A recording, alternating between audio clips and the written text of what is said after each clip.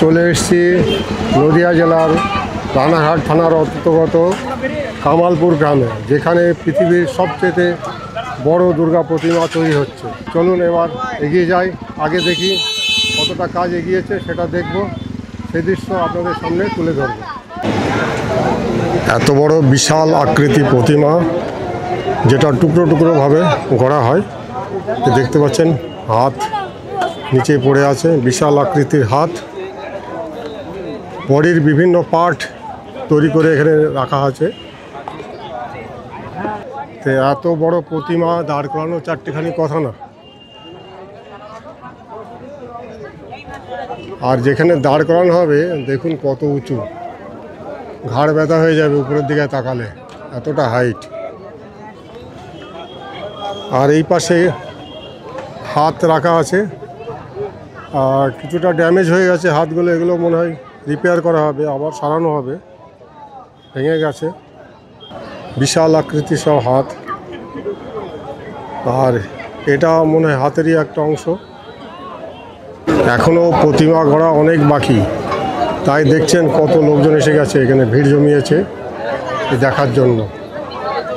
চলুন সামনের দিকে কি আছে দেখা যাক। সুন্দরভাবে বানানো হচ্ছে এটাকে, মায়ের মুখটা খুব সুন্দর লাগছে দেখতে, তা দাঁড় করালে আরও ভালো লাগবে। আমি চারিদিক থেকে ক্যামেরা ঘুরিয়ে ঘুরিয়ে দেখাচ্ছি। এটা যখন দাঁড় করানো হবে বুঝতে পারবেন কি বিশাল আকৃতি দুর্গা প্রতিমা হবে। এটাই একটা আশ্চর্যজনক ব্যাপার হয়ে দাঁড়াবে যখন এটা কমপ্লিট হয়ে যাবে। নিচে যেখান থেকে স্টার্ট হয়েছে পুরো কংক্রিটের বেস করা হয়েছে, কংক্রিটের বেস পুরো ঢালাই করে কমপ্লিট কংক্রিটের বেসের উপরে এত বড় লোহার কাঠামো তৈরি করা হয়েছে, যার উপরে এই প্রতিমা দাঁড় করানো হবে।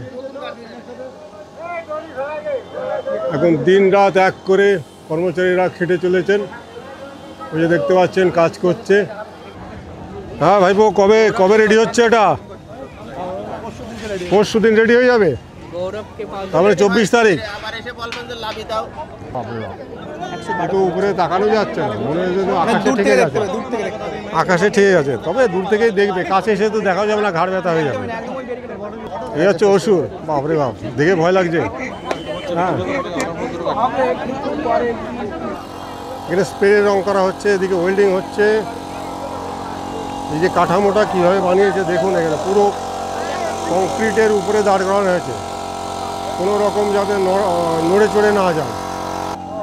মায়ের গয়নাগাটি এইসব অলংকারগুলো কীভাবে বানানো হচ্ছে, এর একটা টেকনিক আছে, সেই টেকনিকে এটা তৈরি করা হচ্ছে। ডাইসে ফেলে প্রত্যেকটা অলংকার, কত বড় অলংকার, বাপরে! এটা তো খুব সুন্দর লাগছে। ময়ূরের একটা জোড়া ময়ূর, এই পাশে ওই যে মুখটা আছে, ওই যে মুখটা, এই একটা ময়ূর, আর এ একটা ময়ূর। ময়ূর আবার পেখম তুলেছে, ওই যে কী সুন্দর করে বানিয়েছে।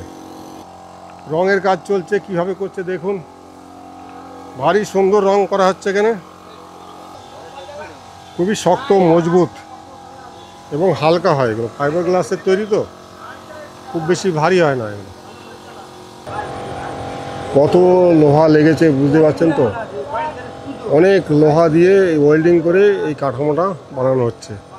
এই হচ্ছে কামালপুরে তৈরি হচ্ছে পৃথিবীর সবথেকে বড় দুর্গা প্রতিমা। আপনারা যারা এখনও ভাবছেন দেখব, এক নজর দেখে যান তৈরি হওয়ার আগে কীভাবে তৈরি করা হচ্ছে। এখন থেকেই লোক আসা শুরু হয়ে গেছে।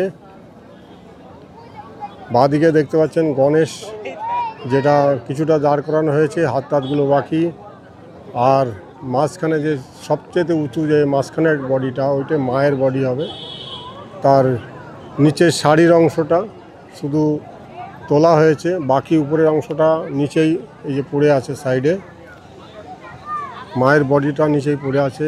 এই পার্টটাকে আবার এটাকে উপরে তোলা হবে, কীভাবে তোলা হবে আমি জানি না, এখানে আসলে পরে তবেই বোঝা যাবে, সচক্ষে দেখলে পরে তবেই জানা যাবে। ডান দিকে কার্তিক, যেটা হাইটটা কম,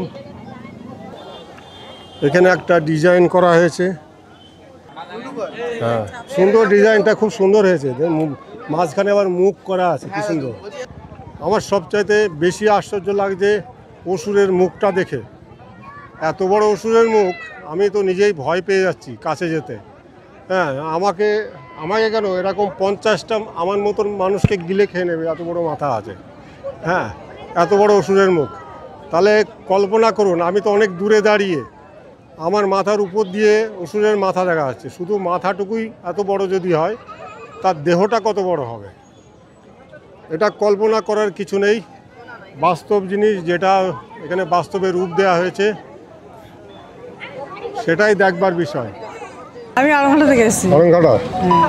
ওখান থেকে এসছেন ঠাকুর দেখতে, না এখানে কোনো আত্মীয় স্বজন আছে? ঠাকুর দেখতে আসলাম, কিন্তু এখন তো কমপ্লিট হয়নি। হ্যাঁ, দেখেন, আড়ংঘাটা থেকে এখনো কিছুই তৈরি হয়নি। দিদি ভাই এসছে ঠাকুর দেখতে, খুব ভালো লাগলো।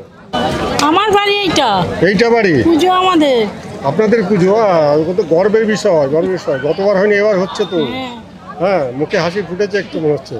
সবাই খুব খুশি, সবাই চাক কোনো রকম বিবাদ না হয়ে এটা সম্পূর্ণ হোক, যাতে সর্বসাধারণ এবং দেশ বিদেশের লোক এটাকে উপভোগ করতে পারে, দেখতে পারে। ভাইপো, তুমি কোথা থেকে এসছো?